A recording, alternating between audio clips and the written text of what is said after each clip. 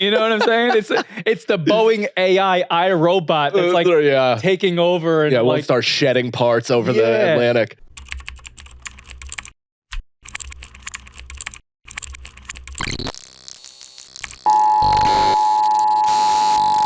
This is not a test.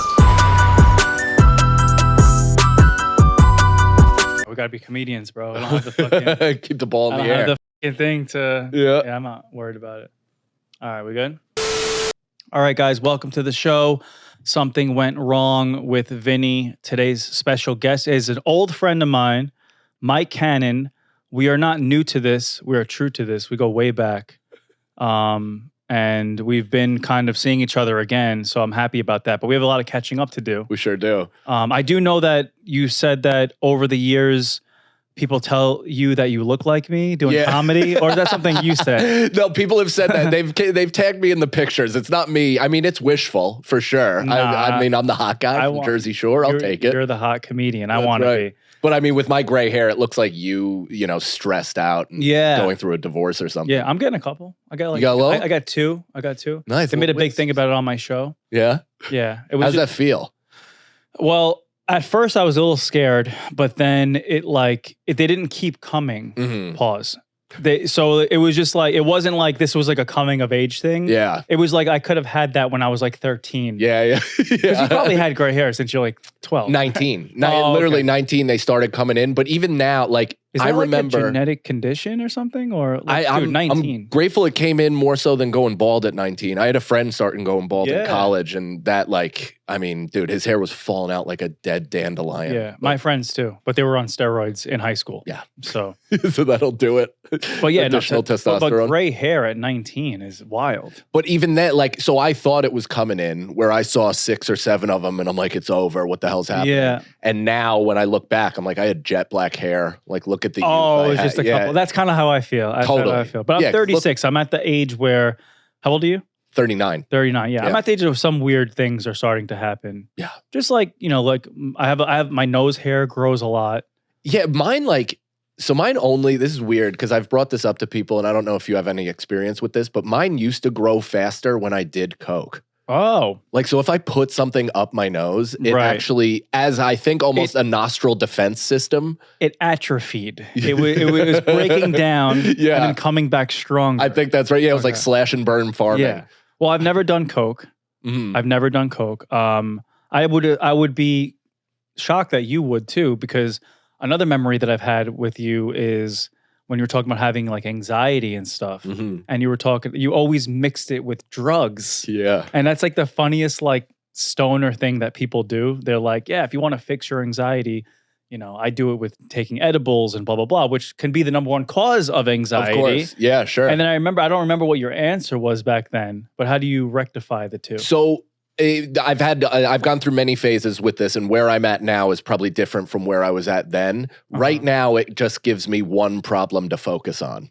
So it's almost like secondary suffering, where if I take an edible, now I know what the issue is. Right. But if I'm sober, panicking, losing my mind, then it's attacking me from all angles, and I have no idea where it's coming from. That's probably what like cutting is. It probably is, yeah. And I also think that that's why anxious people like horror movies. Mm-hmm. I read something like that once, that anxious people, they like horror movies and stuff because it gives them something else to be like scared and freaked out about. Yeah. It's like not their own shit.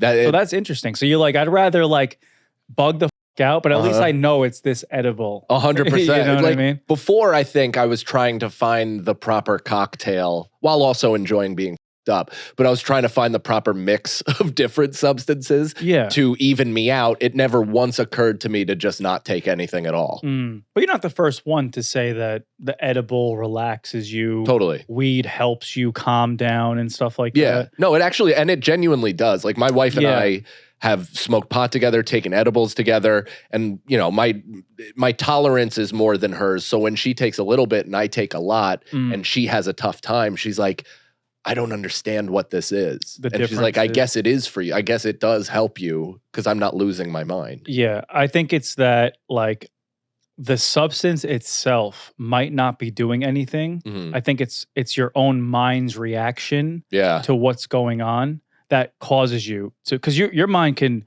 make you feel like you're going crazy. You could be on no substance. Totally. So imagine like putting a substance in there and now you're having this crazy reaction that you're losing your mind and stuff like that. Now it's like the weed is a secondary issue. It's not even probably in your system anymore. Right. Which is that's the difference. That's the weird thing about having anxiety is that you're able to do it and then move on. As opposed to, you know what I mean? Like, because like when you're tripping or edibles or anything, I would feel the scariest part for me isn't in it. It's like after. Oh, no kidding. Yeah, because it's like, is it over? Am I f***ed up now? Am I still in this and I'm the only one that doesn't know? Yeah, but you just kind of like let it go. You just wake up the next day and like, that was a different path. What an interesting point about anxiety, because I think that's like what my therapist used to tell me about like, hey, he's like, you have anxiety, right? And I'm like, yeah, and sometimes it feels crippling. He's like, but is it? Like, because you keep going up on stage, you keep doing it. And I'm like, yeah, that's true. I was like, but it sometimes feels like it's about to stop me. He's like, but it doesn't, and you do it, so you take it with you. So that's what you say to your anxiety. Instead of, pretending it's not there, you say, hey, put on my backpack. Let's do it together like we always do. Yeah, that's like CBT. Was that you? Do you? No, but I'm looking into that now because I'm, I've never goes away. Yeah.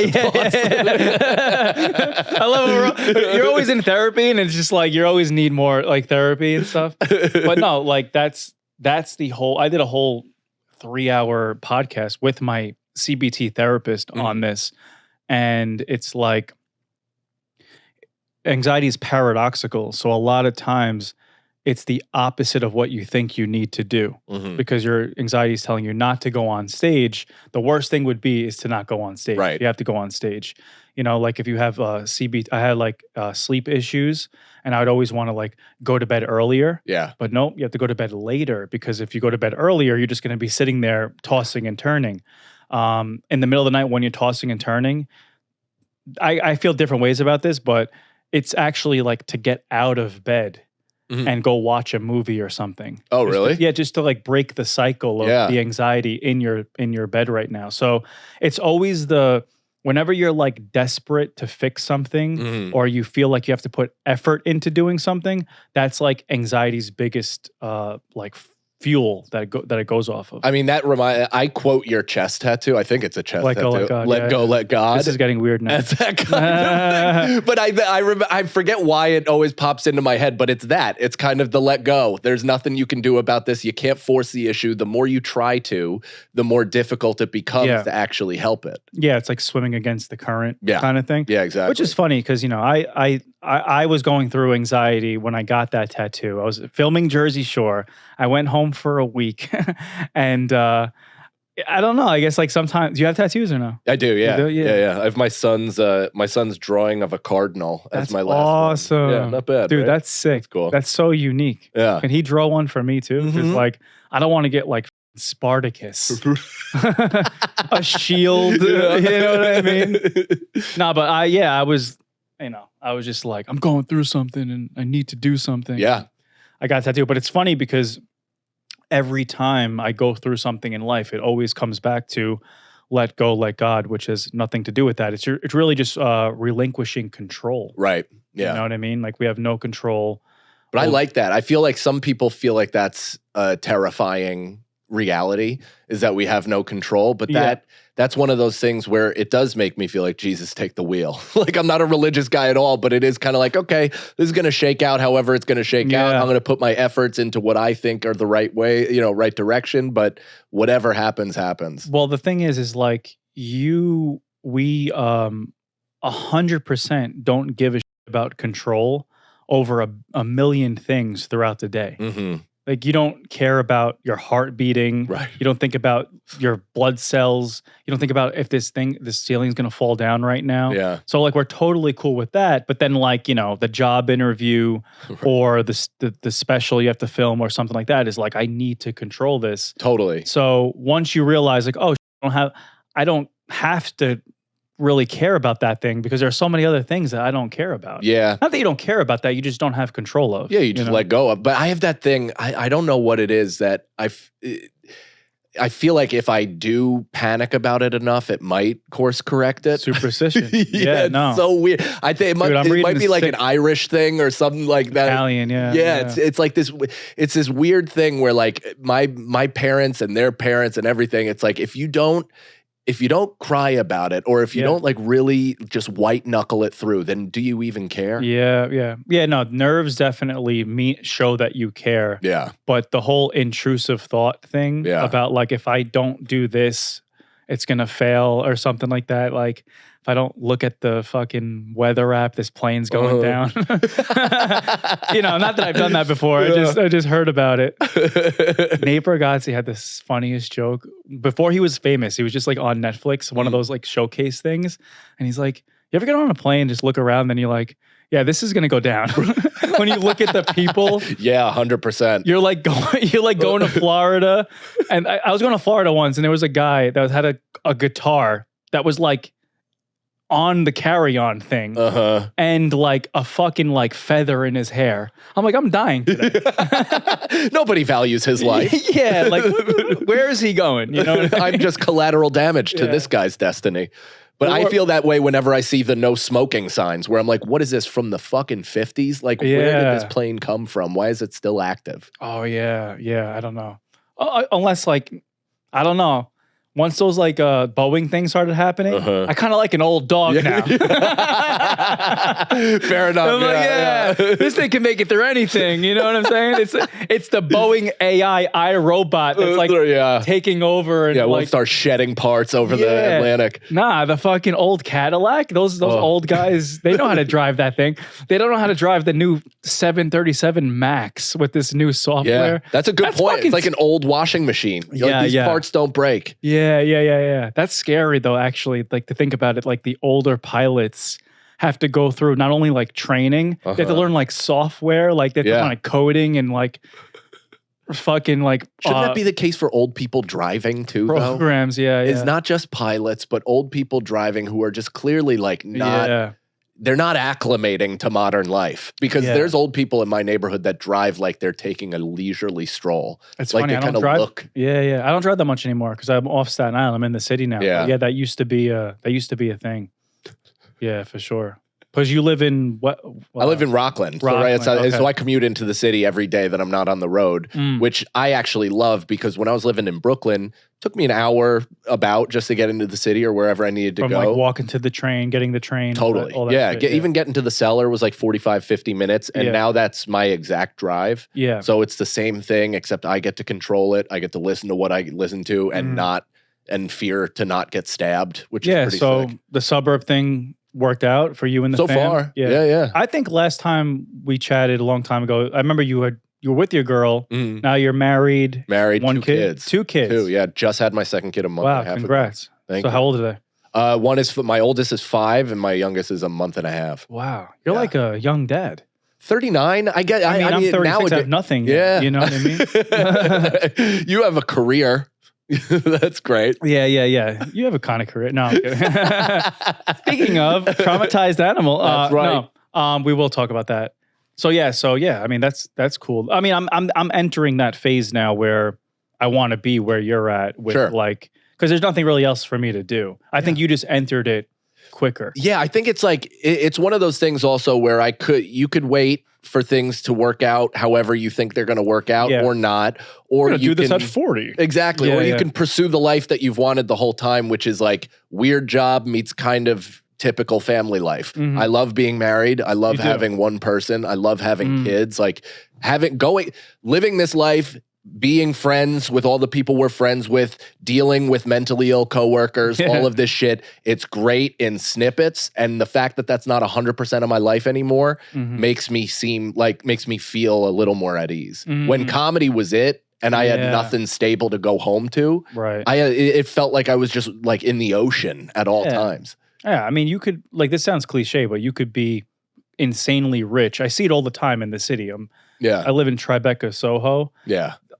Hamptons. These guys have money. Dude, they're fucking miserable and out of their mind. Like, they need drugs to stay up. They need drugs to go to sleep. Yeah. They're just like... They're not even doing drugs for fun anymore. No. I don't do drugs, but like, if I were to do them, they'd be for fun. You know what I mean? Yeah. It bums me. That's why I quit. I mean...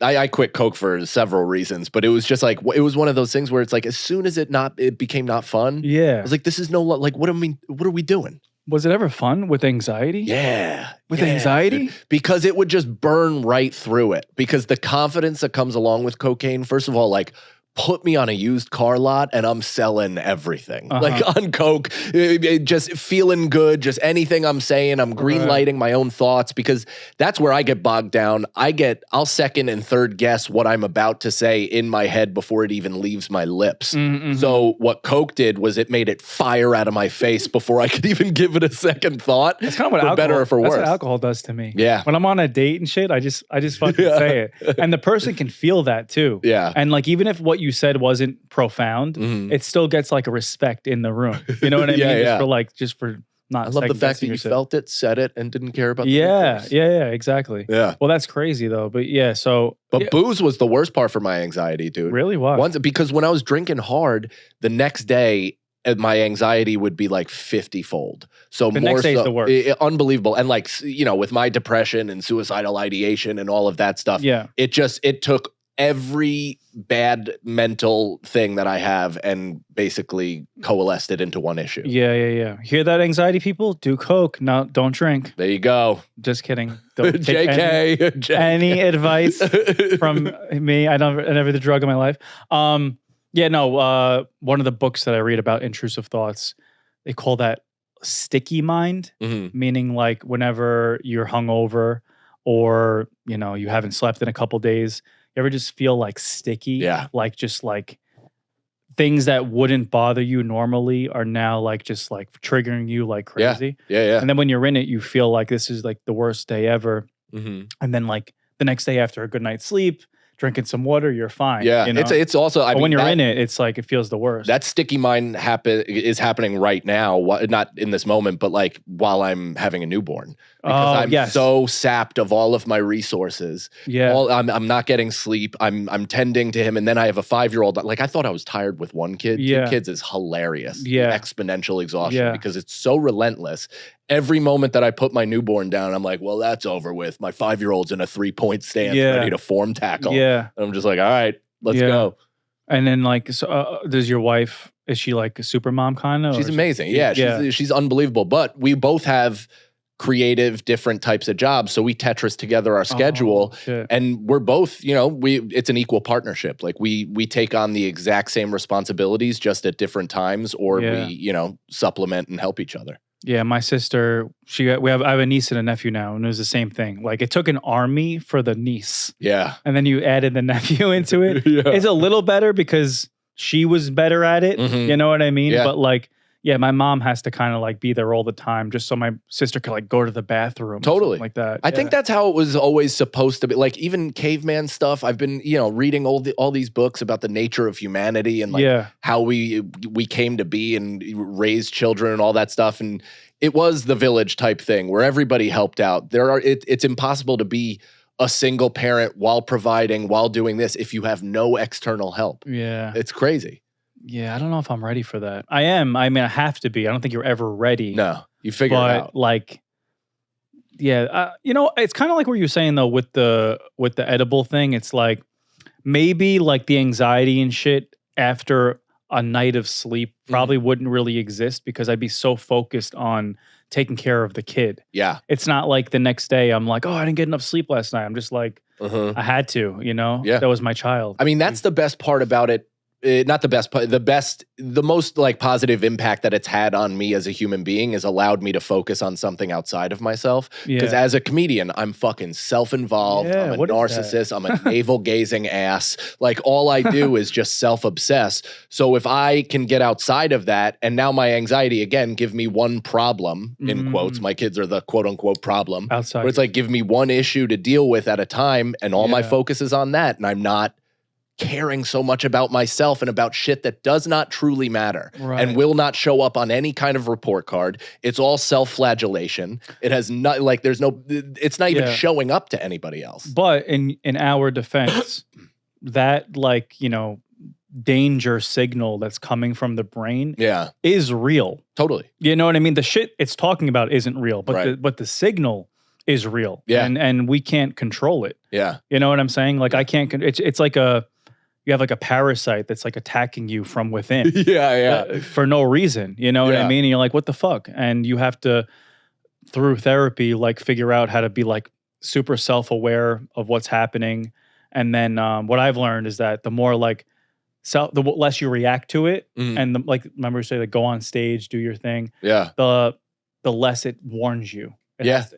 You know what I mean? Yeah. But a lot of times, like you try to put an effort to make it go away and to do breathing exercises or to avoid things, and it makes it bigger. You know? Yeah. I mean, the way I look at my anxiety is like, you ever have like a fire alarm in your house that's out of batteries? Yeah. And you kind of hear a faint beep. Yep. And it's like, if you're looking for it, if you're like, where the fuck is that coming from? And you're going through your house, it's getting louder, but you still can't find it. So you hyper focus and it's right there in your head. But if you actually like, I've gone through those times where my wife is like, what is that? I'm like, I don't hear shit. Yeah. So it's like, if you keep it moving, keep it pushing. And that's how most of the world operates. Exactly. And I'm just like, don't you hear it? Yeah. And most of the world's like, what the fuck are you talking about? Exactly. You know? So I feel like if I feed it, I feed my anxiety by like confirmation bias, seeking out negative opinions about myself and all those things that are so readily available on the internet, especially, it's like that's when I'm looking for the alarm and I'm trying to fix the battery and shit. But if I'm just keeping it pushing, dealing with my family, having a great time and living my life outside. Do you think that you're like if you hadn't had the family, that stuff would have gotten worse? Because remember you said like you were just inundated with the comedy, more selfish and stuff like that. Yeah. Maybe that's why people have to level up and do these next chapters of their life. Yeah. Even if it's not super fun. Right. But it's like life-saving because you're not going to always be in the 22-year-old state of mind to do the rest of that shit. Yeah. You know what I'm saying? Yeah, 100%. Like you can physically go to a club every night in your 30s, but you're not going to experience it the same way. Whether you know? I was married or not right now, my hips would still hurt. You Yeah. know what I mean? Like I'm a 39-year-old achy queef. Yeah, if I had the same mentality that I did at 20-something now, I would also consider that like a failure of my own, where it's like, oh, I'm supposed to be evolving. Like I'm supposed to be changing, whatever that means. I just want to be a little bit different and changing and adapting to my current state of things. How'd you meet your wife? 5th grade. Really? Yeah, we met on the bus line at Holy Cottage Lane shit. Elementary School. Mike, by the way, Mike, I think you did my old podcast when I had one back in the day. We probably had this conversation. With Charlemagne. Was Charlemagne? Oh, you were co-hosting? I think I co-hosted with you. And then Charlemagne was just kicking it? Yeah. That's funny. Yeah, I used to have old people like back then, like Schultz and Charlemagne. Yeah. Still a lot of them that I know to this day.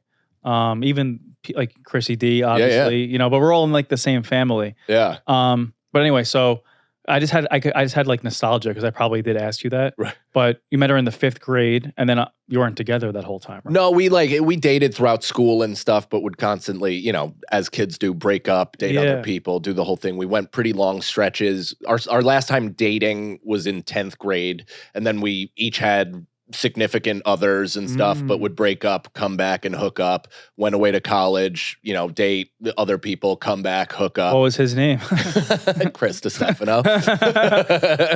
And then once we actually got back together when the Giants beat the Patriots in that Super Bowl to destroy their perfect season. It's literally still to this day one of the Was greatest Prince nights of my life. Mukamura on that team? I don't know. I was with him last night. No shit. Yeah. Well, That might have been before his time. Oh, okay. I'm not sure. Oh, that's so cool. So 5th grade. Yeah. You mean was it like a regular elementary school in New York? Yeah. Right outside the city. But we were just, she was wearing a Charlotte Hornets starter jacket pullover. Dude, starter jackets back then? I mean, what's cooler and hotter than that, too? I was like, she likes hoops. I love Grandmama. Why does she have a Charlotte Hornets jacket? I think she just liked the colors. Oh, it was the colorway back then. Purple, That the teal and blue, the purple white. were- Yeah, it was banging, dude. The Knicks, orange and blue. That's what always bummed me out about Knicks gear back when I was a kid. I was like, it just feels like a fucking eyesore. I know, yeah. Now they're a bit more muted. They got the navy. gray. Sometimes they got a gray or a black. And you're like, all right, like they doing figured it out. collabs with Kith. Yeah, exactly. Yeah. They figured it out. But back in the day, it was just so bright. It looked like just Orange and blue. Yeah, Oof. that's funny.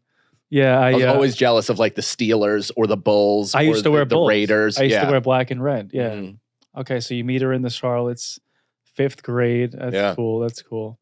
And then did you like have a little relationship with her? We Like, did, yeah. that- We like in the 5th grade. Oh yeah, we were boyfriend girlfriend. Oh, that's you know, in fine. the way that you are, where you see each other on the playground and say hi, and then like run away. And Yeah. you know, people were more excited to say we were boyfriend and girlfriend than we were actually living out that life. And then in 6th grade, her mom and new husband moved next door to me. Okay. So we ended up living next door to each other. That's like a movie. I mean, 6th through, you know, the rest of high school. Okay. And So you guys like had the little tin can phones like, through the window? Dude, the amount of times that I just like got caught jumping in her pool at 3 a.m. Oh, hell by her yeah. mom was insane. This is so cool. Yeah. It's such a little love story. Yeah, it was fun though. It was cool because we also were best buds in the sense that she was a really good basketball player. Oh, So okay. me, her, and my friend Timmy would hoop. Oh, and shit. real, like not take it easy or anything like that. Yeah. I think I broke her nose a couple times, like just playing that hard stuff in the ball back. in the Yeah, days. yeah. You know, some might call Just that a domestic game, violence, fucker. but we were 12. Just a game. Yeah. This But- was like a little love and basketball action. Yeah, the whitest version where neither of us made it. Just, Yeah. I love that movie though. Yeah, that was a great movie. It was just funny because she wasn't even like she was fine as hell, but it's like, Renee Latham. yeah, but it's like, I have no makeup on. Uh-huh. My hair's not done. It's like, you're the hottest girl in this movie. Like We have the so- same thumb, her and I. We both have one short thumb. If you watch that movie closely, same with Megan Fox, she has this weird toe thumb. How did you find that out? I don't know. I just Wait, is watched there- that movie and people. Is there would, like a Reddit sniff it group out. or something? There probably For like is. people Now have there is. short thumbs? Wow. Wow. How does it feel to be deformed? You know, this is definitely a product of my mom slugging whiskey while I was in utero. That makes sense. Yeah. That makes sense. Wow. And God did not make up for it elsewhere. Wow. Well, I'm happy for you. That's cool that you have that foundation of someone you knew since the 5th grade. That's great. I had a crush my whole life on this one girl in school. I don't want to say her name. It started with an L. Okay. I was in a Catholic school. It's a very small school. And it was like a known thing the whole entire, from kindergarten to 8th grade, that Vinny loved this girl. And I never got her. Never. Never got her. Did No. you tell her, or it was just rumor? Like, did you ever reach I never out? like said it. I think I just like was saying it through people Channels. and just from channels. Yeah. She was the best basketball player in the whole school. One time in like the 7th grade, her dad, who also was like a coach, and also I was the worst player. So it was like, I wasn't even mid. Yeah, You know what I mean? yeah, Like the yeah. dad was like, nah. No. The dad was like, it's not going to happen. Your because kids won't even go D3. she was like, it was just an ego thing. Like she was just known to be the best. Yeah. Like going to be scouted. And I was known to be the worst. Oh. But one time in the 7th grade, the dad like threw me a solid and he's like, you can get a rebounds tonight. So I got her rebounds. And Wow. like, that was the most like contact I've ever had with her. We never even spoke. And I was just like her little like slave giving her rebounds. It was fucking awesome. That's adorable. You should, maybe that's the future mother of your children. You have no idea. It could be. I think I saw her over the years, but it didn't have that same kind of spark. No. Yeah. No, But like, it was just get- reminding me as you were saying that, like, of like, if that would have happened Yeah. today, Yeah, like, that's yeah. kind of like how I would have felt. Yeah. Except I've never dated her. You actually made physical contact with her. Yeah. I feel for like, cause I'm not a very trustworthy person. So Yeah. I don't know if I could have, obviously this is speaking from my vantage point, but I don't know if I could have met somebody in my 30s, dated for an allotted amount of time, and then Yeah. devoted the rest of my life to them. Ooh. I don't think I would trust them enough or think I knew them well enough to be like, okay, this is Spend forever. the rest of my life. The fact that my Yeah. wife and I have known each other since we were 10 years old, I'm like, she's literally seen every version of me. Yeah. Every side, every angle. Not in a and weird she's way. Still here. And not in a weird way. It's like family. Yeah. You know no, what I mean? totally. Yeah. Yeah. It's like a sister that I can bang. Yeah. That's what we all should aim to marry, a sister you can bang. Yeah, no, you're right. Because it's crazy. You have to like know someone a year Yeah. and then be like, I'm spending the rest of my life with you. I give people credit, for doing it. It seems Yeah, like I'm- a wild where I'm at. journey. That's I where just I'm at. can't even. Yeah, I can't even imagine. That's like, where how I'm do you at. decide to trust people? Yeah. And it's like, when you were in your 20s, you probably had like more time to be like, oh yeah, I'm going to be with this person for like 7 years and then marry them. Yeah. But now I'm 36. It's going to be like a year or something like that, you know? I think you just have to kind of maybe have like the prenup kind of talk. Right. You know what I mean? Like, and it's like what you're saying. It's like, no offense. It's like, I don't know you. You know what I'm saying? Like, I don't know you. I am willing to devote my life to you. Yeah. But I barely know you. Yeah. Nah, it's crazy. I don't know. I've been watching a lot of Love is Blind, so this stuff is on my mind. Yeah. Do you watch that or no? I have before. Yeah, I watched the new first season's out. It's the same shit. Yeah. I mean, I love anything like that where just people are really seemingly into it and they very much want to find love.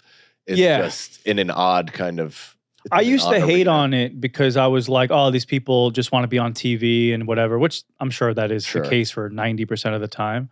But if you find like two people that are like delusionally looking for the same thing, then that's kind of what you need to be married. You know what I mean? The one dude from the first season who was like kind of a giant dork. And then he, I think, married the hot black woman. Oh yeah, they're still together. Yeah. Oh, they're still together. Yeah. That's awesome. Like, they're like the only one. There's like a couple of them. But you could tell that both of them were in it to just be like, you're on a fucking dog shit show, right? Yeah. They're like, no, I'm here to really find a love. Yeah, it's like we're in it. We might as well make this work. You know what I mean?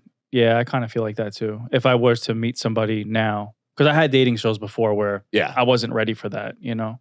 Was any part of you actually, I mean, I don't even know if you could discuss this, but was any part of you even like entertaining the idea of falling in love with one of those contestants? Always entertaining to anybody. It could be whether it was one of those contestants or someone I just met at Starbucks. I would always like entertain it. I've always had that yearning in me, but I still wasn't really ready. Right. You know what I mean? Because I still wanted to like go party on a boat in Miami and shit like that. Did you ever feel that like you missed out on that kind of stuff? No, like single, like partying, and not even like a little bit. Because I mean, just because you're just a comedy nerd and you couldn't have the opportunity to do it anyway. Exactly. No, I'm just kidding. I mean, first of all, I've just seen like I've just also seen what it becomes in terms of comedy and like chasing chicks and all that shit on the road, and it's you gotta just like be careful too because the comedy thing, like guys get famous later. Right. You know what I'm saying? It's like all of a sudden it's like, oh, this was this cute little thing I was doing locally. And now it's like I'm traveling the world doing arenas and stuff, God willing. But I mean, that also, it helps having a family. Again, it's that one thing that tethers you to anything, because even just doing comedy in a middle of the road success where I'm making a good living, I'm doing great. My family eats off of jokes, which is like that's a crazy thing for me to consider. That's awesome, man. When did that happen? Because like, again, since I known you, you were always doing comedy. You stayed with it. Obviously that was like 10 years ago. Yeah. I know that you work at the Cellar, which is like the best comedy club in the world.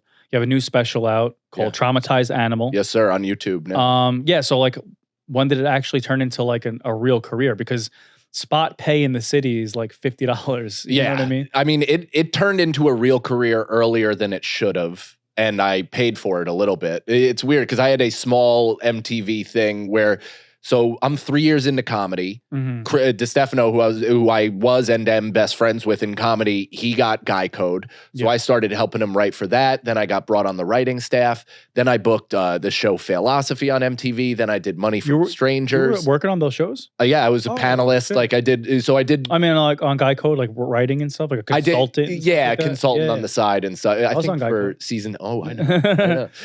I wrote Our Farts Weird. Oh, that one. I remember that one. Yeah. That's why you make the big bucks. Right. So I was doing all that stuff, and it came to a head where like I was an IT guy, so I worked in an office, but I was missing so much work, and they were supportive, but they were like, you got to go full-time comedy. You can't keep getting paid from us and not showing up.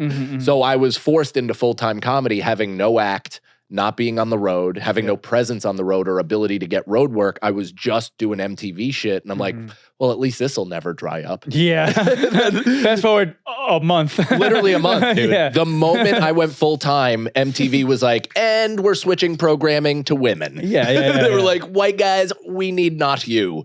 And so I was like, we have 4 other guys that look just like you. Easily. And younger, funnier, better looking, whatever, like everything. So I just like 2 of my things didn't go. So I had pilots with MTV. Actually, the Chris and Carly show, I was going to be on, which was Chris DiStefano and Carly Aquilino. They were going to have like a mockumentary show about their relationship. Oh, okay, nice. And then the day it got greenlit, they broke up. Okay. So You that guys went completely away. What about me? Remember my career? It's like, guys, I need this. Yeah. Can you please suffer Fuck through your a relationship. season? Yeah. I think his agent actually tried to push for that. Chris is just like, well, we can do it about the breakup. That's so. But so that went away. I had like a Japanese game show on MTV with Jesse May Peluso that tested well, but the executive got fired, so all of his projects got wiped clean. Yeah. This Cosmo show I did. Either way, everything just went away, Right. and then I had no ability to really earn. So I had MTV stuff, then it's gone. Now I'm just basically doing city spots. So I had to basically build a road career out of nothing. And I started featuring, quickly realized I wasn't going to make any money from that, which is going second on the show on the road. Those guys get paid very, very little. And Like opening for people? opening for people, yeah. And I wasn't opening for anybody big. I'm talking like at clubs, I was basically just like opening for whoever their headliner was. Okay. And you just like, I'm barely breaking even. Yeah. So I had to jump and just turn myself into a headliner. And I did that by just kind of like doing shittier clubs, shittier rooms, whatever, building. And then did an album, did that, was received moderately well, touring more and more, special. And now this one. And it's From just like kind of like YouTube, a lot of YouTube. yeah, and it's stuff? all self-produced, dude. All of my stuff, like this is an interesting thing for anybody out there that has like goals and you think those goals are the only way to achieve your ultimate goal is like those little checkpoints along the way.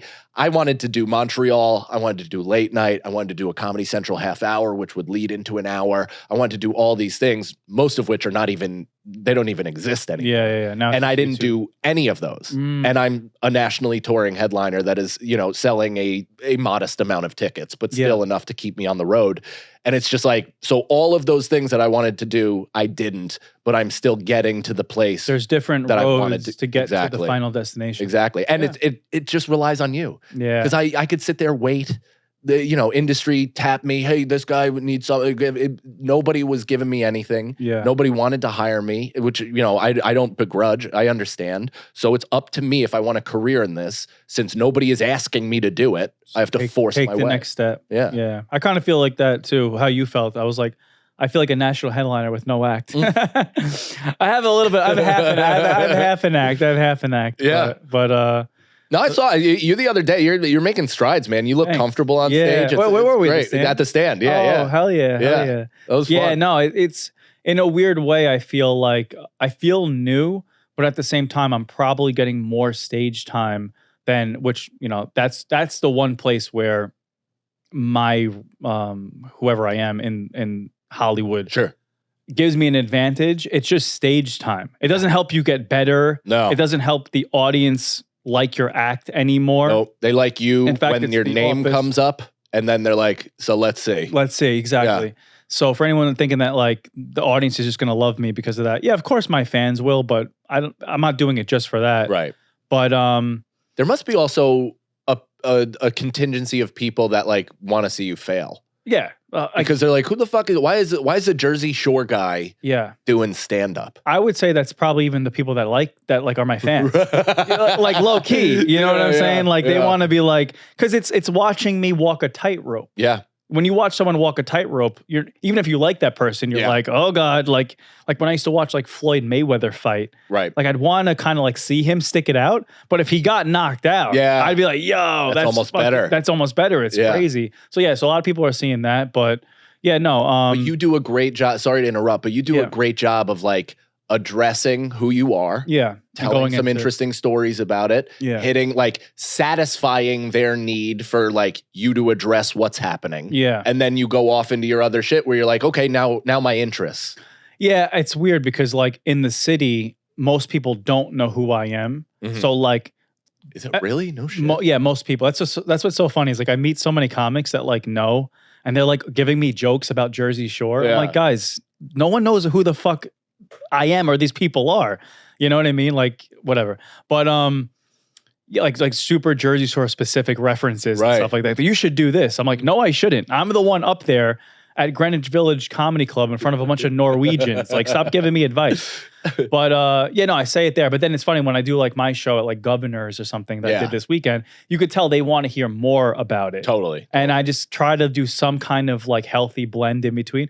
But comedy is like, you know, even if it's not about the show, it's just about your personal experience. Like me with my mother, me with my school that I went up to. That's what I'm learning. It's just you. Because I'm a joke writer. I like methodical, like equational jokes. You know what I mean? But you still have to make it coming from your point of view. Totally. Which I'm finding that blend. But what I was saying was the advantage is the stage time. So like maybe me doing it a year would be someone doing it 2 years or even 3 years. Yeah. Because they went up like once a month or something like that. It's like how online poker players were growing exponentially immediately because you're playing every 10 night. tables at a time. Right. And they saw as many hands as Doyle Brunson saw in a lifetime. Yeah. And that's a reference for like 2 people. Doyle maybe. Brunson. Wait, who was the other one? Daniel Negreanu. Phil Ivey. Phil Ivey's the black guy, right? Yeah. He was dope. He's unbelievable. Yeah, that he dude. was dope. He's maybe the most talented card player ever. Yeah, Staten Island, baby. We'd play Texas Hold'em. Yeah. And, you know, I always lose. Were you and your boys like in 03 when Moneymaker won? Did you guys do that? You all got together, played poker? Yeah, we all play poker. What was Moneymaker? Chris Moneymaker won the 2003 World Series of Poker and created a boom in the country where literally, I mean, our age group or I'm a little older, but at my age groups, especially because we were just going into college, that was now our pregame. Yeah. We'd play a poker tournament. No, we thought we were professional poker players. Yeah, wear earbuds. And the glasses. The hood's up like Phil Locke. I'm like, here's my $40. Yeah, you win 60 and you're like, I got the first round. For us, it was like the same 2 people that won every time. Yep. It was like my friend's older brother and like, I guess I was just too stupid or something like that. It was me and my friend Ryan, and we were the biggest degenerates because then I played for like kind of a living for 2 years.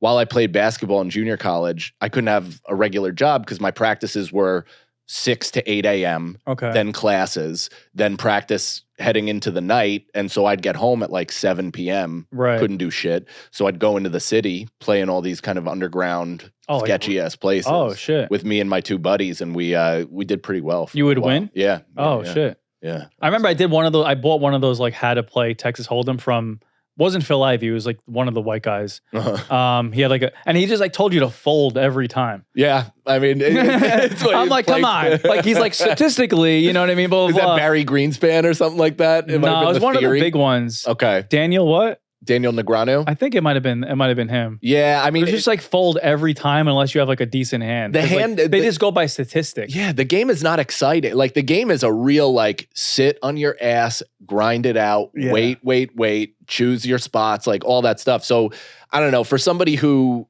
is in my head a lot, I enjoy mental warfare, typically with my own self. Right. But in this case, it's kind of, trying to dominate other people's brain. And that to me is like, it's the best. It's, I'm not great at chess, but I can play. But poker is like my version of that. Yeah. Do you gamble when you go to casinos now still? I play poker if I can, like if I have time. But if you're with buddies, there's no... Dude, what are you going to sit down for 6 hours in Atlantic City? You know what I mean? I was just in Vegas for Skankfest. And people are like, let's go gamble. And I'm like, I don't play craps. I don't play blackjack. Like I'll go stand with you guys. But if I'm gambling, I'm sitting for 6 hours plus. Dude, I've lived in Vegas doing Chippendales for like almost a year. If you add up all the time, I've never gambled once. No shit. Nah. I mean, I feel like it's like go big or go home. Yeah. And you know what I mean? Well, and you were probably getting offers to be like comped in some high roller shit too, right? I could have, but I didn't. I never went down that road. But also, like it's like you said, like I don't even know how to play craps and shit. That's like mad complicated. Dude, you beat Vegas. That's unbelievable. You left with your check. That's like the last thing they want. Yeah, probably in my position, someone else might have died. Yeah.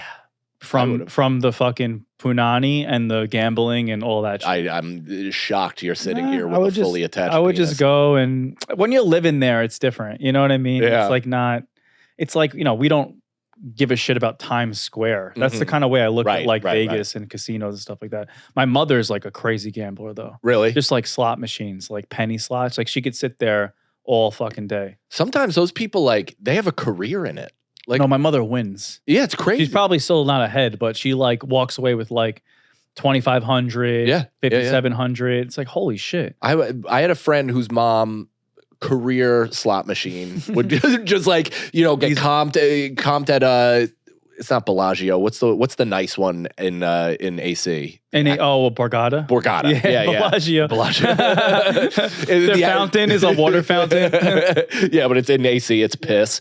But so at the Borgata, she would just like plant herself there at the slots. She won a BMW. She won like $100,000 one time. Yeah. She's like, you know, would lose, but then hit these big things, and she would get comped rooms for like years in a row. No. My vacation growing up was Atlantic City because my mother used to get like comp That's shit. awesome. Resorts. I love that. Resorts, Atlantic City. I used to just get like room service, me and my sister. And then we'd go hang out at the shittiest pool ever. And then I thought that I was like living fucking life. I thought I was in Cancun. Yeah. It was crazy. Dude, my parents, I went on like 2 or 3 vacations in my whole life. One was to Wildwood.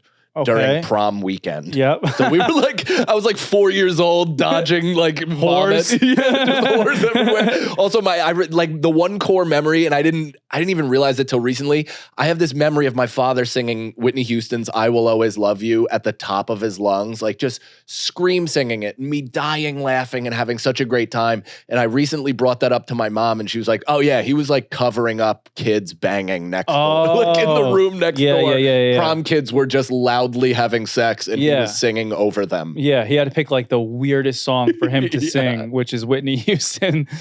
Yeah, I guess that kid had some hang time, so good for him. Yeah, I think I probably... Oh, well, that's where we used to go.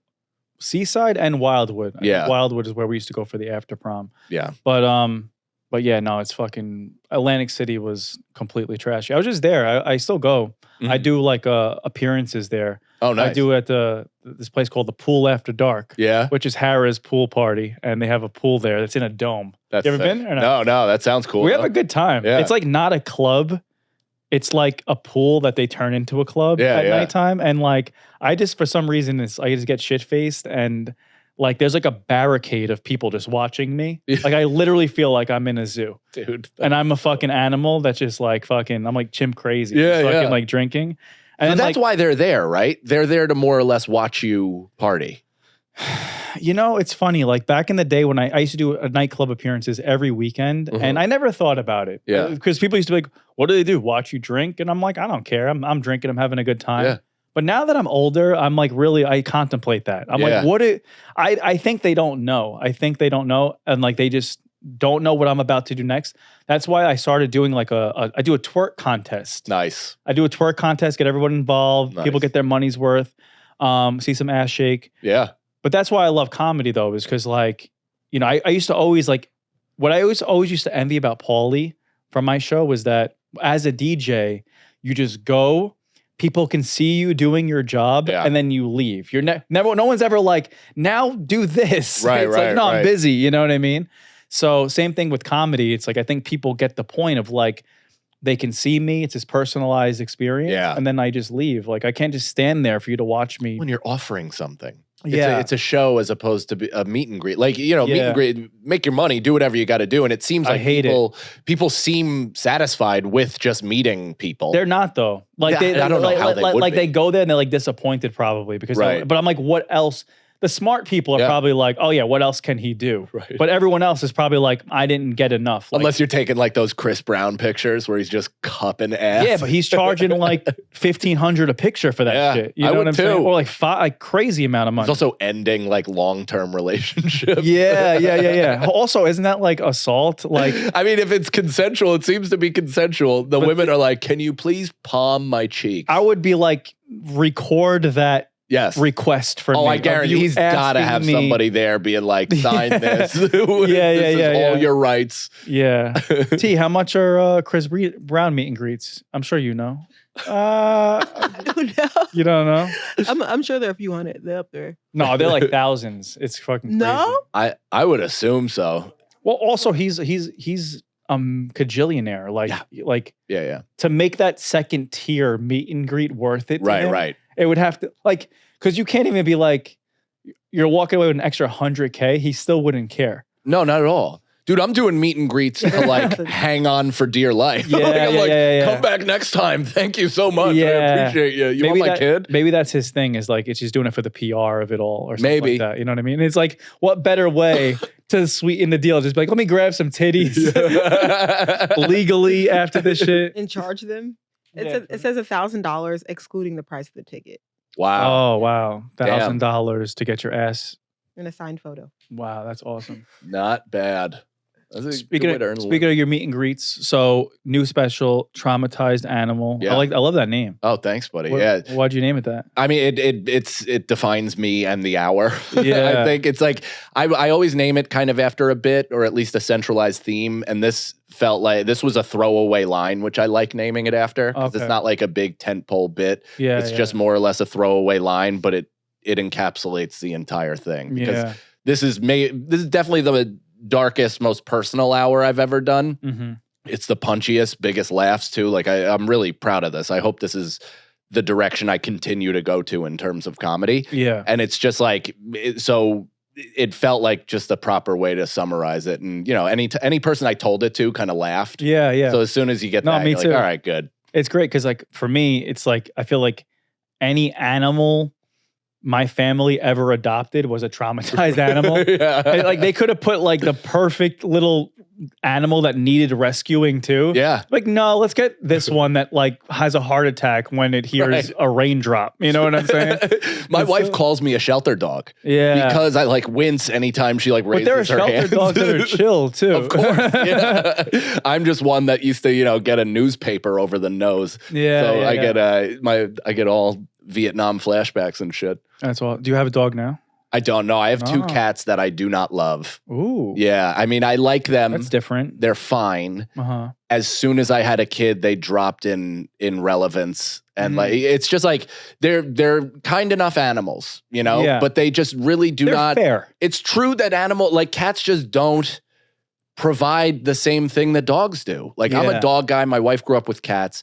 And my first cat that I had with my wife was a dog. It was unbelievable. Like a friendly cat. Would come over, sit on my lap, Yeah. would listen. Like all that stuff was into us as owners. Like the whole Right. thing. These cats are so dismissive. They're named Lenny and George after the characters of Mice and Men, Yes. from Of Mice and Men, and they live up to their characters. Lenny is a big dumb retard, and George is a conniving snake. Mhm. And like Lenny will bump into stuff, and George will look at me while knocking a family heirloom right off the Yeah. counter. And it's Which like, is endearing too. Like Yeah. if you kind of, you like hate them. dude, it is when you're not changing a newborn's diaper It was and cute your before 5-year-old the is asking to go to soccer and your Yeah. wife needs you to pick something up. It's like they just become a living, breathing chore Yeah. with no return. Again, It if was they were like loving, funny when there was nothing else going on. And it was Exactly. kind of, they provided like entertainment. Yeah, I'm like, you guys. But now it's like, you're not adding anything to this family. Not Like, at what all. are we doing here? No, they're You know? actually just taking my attention away from my children. Yeah, Jesus Christ. I want to I want to give them to my mother-in-law, but my son is in love with them, so I never will. Okay, so then they are providing something. they're if you're- providing something for him. if your son likes them. Yeah. That's cool. Yeah, you were telling me before we came that when the reason why you moved was because, do you talk about this? Yeah. Okay. Yeah. The reason why you moved was because what so you said. I mean, we were in Crown Heights. We had our baby. We were going to be Brooklyn parents. We had a couple, schools eyeing. We were figuring it out. Yeah. And then the pandemic hit when my son was like, I guess 7-8 months old, and just the Bloods moved onto my front stoop. I don't know what happened. Just everybody got off the streets and they picked my stoop as their meeting up place. How'd you know? Were they just wearing red? Or? Yeah, fully. Or- I mean, it was hard to miss. Yeah. Certainly, I was familiar with their work. Yeah. And then I saw them and I was like, wow. But nowadays, though, like you could have like a couple like corny 13-year-old drill Yeah. rappers that are just like posing as Bloods. Yeah, Like, you I know what thought mean? that until they executed a man a block away. Okay. And then I turned to my wife and I was like, we should go. You were like, yeah. I was They get credibility now. They've proved themselves to wow, me. to me, Yeah, yeah. Kingpin Cannon. Yeah. But even like nice enough guys, genuinely. For real. I mean, I'm not about shit, so they have no reason to be threatened or to act tough towards me. Yeah. So they would always part, allow my wife and I to go up the steps. They sold me a dime bag whenever I needed it. Right, right. Again, nice enough guys. But as soon as there was like violence 100 yards away. I was like, Right. well, it was this time to go. This only will escalate. Let's get out of here. That's cool. I mean, it's cool. It's old school. Like Yeah. I didn't know that was like still a thing. I don't know if it is. I mean, it just happened May 2020. Boom, boom, and you said you dressed your son up every day in blue. So yeah. that didn't help. It's his color. What can I say? When I was younger, there was like a day where I remember like they held us home from school Mm. because they said like it was like Crip Day or something, and like anybody that's wearing red, they're gonna like slash or something No like that. shit. Yeah, I don't think it was. I think it was like a Facebook conspiracy story before Facebook was like a thing. That's so funny. It where they probably was actually just like believed it. Yeah. It was probably just maybe like they had a beef going on, Mhm. but for some reason it turned into like on this day, Yeah. if you're wearing anything red, you're gonna get like first of all, where are they coming from? Like, you know what I mean? Like this one like a helicopter of like Bloods like looking at you. It's amazing. They didn't even do that for Pearl Harbor. Yeah, They did that for your school. Yeah. They're like, nuclear war, go to school. But 9/11, everything was up in the air. They knew it Yeah. was coming. yeah, but the Crips. Okay, cool. Oh, that's crazy. You also we could finish up one more thing. You had that conspiracy podcast. I remember did, you yeah. used to do. You don't do it anymore? No, it got deep inside the rabbit hole, which was a fun pod. I was Yeah. up for sale basically to become a conspiracy theorist. Like You wanted to be convinced? I didn't necessarily want to be, but I was looking for something to blame. Okay. Something or someone to blame for my internal feelings for why I thought the world was, against me and all that bullshit. Yeah. And I was more or less like, yeah, pitch me on it. Let's go. I'm into it. Plus, So I love was governmental corruption. And was the co-host like a conspiracy guy? My co-host was my best friend Tim, who's like a shaman, very into energy, hallucinogens, all of Right. that stuff. And then his friend that he worked with, Dave Weiss, who is still a huge flat Earth figurehead Uh-huh. right now. He was the like hardcore truther, Okay. and he was the one that would pitch the ideas. We would fight, argue. I was at the height of my drinking problem, so it would devolve quickly into screaming fights. Mhm. And the show eventually just ran its course when he got into flat Earth, and we couldn't get past it. Oh. So even when we're like, cool, agree to disagree, let's talk about aliens. He's like, no, space doesn't exist, and the other planets are sentient and not real. And there's 2 mile because high once ice it's flat walls. Earth, it kills all the other Everything. conspiracies. Yeah. Yeah. Was there ever one that you did get convinced? I mean, I have the most non-fun answer to this because I can be convinced about all of them, but not in the Narnia way. So I'm not a flat earther. Right. But like, are they, or I'm not a 9/11 conspiracy theorist in the sense that I think there were direct energy weapons and holograms and shit like that. Mhm. Do I think that they took advantage of a catastrophe and got us into wars? Like COVID. Exactly. Yeah. Exactly, dude. Yeah. Do I think, Like the vaccine. exactly. You know what I mean? Yeah. I'm just saying words. I'm just blindly agreeing. Like aliens. Yeah. No, but like for real though, like whenever there's like a pandemic or something, it's like, okay, this thing is real, it exists. And of course, like big corporations or Yeah. something are gonna like take advantage of it, make money like they've done for like hundreds of years. Right. But like, are they actually like, trying to inject poison into you that's gonna kill you or Sure. something like that? Like I don't Or is I it don't- more likely What's the negligence and point? profit chasing? Yeah. You know what I mean? Like right. it's probably it's insidious, but in a different type of way. Yes. So I don't know. I reframe it in that kind of, in my eyes, pragmatic way. Yeah. And it annoys conspiracy theorists because we're kind of saying the same thing, but they're veering off into a world where it's like, I get it. It's more fun. It's fantasy, but I'm not into it. And then when it turns into religion, Yeah. that's where you start to lose me too. Yeah. That's where like the flat earthers and stuff start to lose me because I'm like, oh, now we're in religion terror. And once Right. you're in religion, you're in like the supernatural. It's like you can say anything at that point. Well, and also being a hardcore conspiracy theorist, obviously, like I am one, if you want to call that like questioning things, yeah, but hardcore conspiracy guys that have like real firm stakes in multiple deep conspiracy, believe in deep state, like all that stuff. Yeah. It feels like that is a religion. Yeah. Because it is their centralized belief system and they everything. can't get outside of it. So everything is filtered through that prism. All information that they're taking in is basically coming through like, are you fucking me? Yeah. Like, what is this? Yeah, it's like once you have, if you believe in all conspiracies, I feel like you believe in none. Right. You know what I Right. mean? I'd rather you just like pick one and be like, that's like when like you see like a fucking retired fighter pilot believing in UFOs, you're like, oh, I believe that guy Totally. because he's not like a flat earther that's Right. like also into lizard people and Yeah. crisis actors and stuff like that, Yeah. Oh man. So who are you voting for? No, I'm kidding. Okay. Nobody. Well, Mr. Mike Cannon, it was great to catch up with you as always. Watch his special, Traumatized Animal. Anything else you want to plug? I'm on the road. I'm all over the road with brand new material not seen on Traumatized Animal. So come out to that. All tickets at MikeCannonComedy.com and at I am Mike Cannon on all social. And I'm going to ask you to come to one of my next Vinny and friends. Oh, I'd love to. Soon, yeah. If you want to run some new material and stuff like that. So that'd be great. And you can see the gray-haired version of me. All right, guys. Thank you. Take care. Bye. Nice. Awesome, dude. Yeah, that was great. Thanks, man. What's up, guys? If you like the episode, please make sure to like, subscribe, and comment. We are building this thing from the ground up, so we need your help, and hopefully we can make this really big one day. Love you.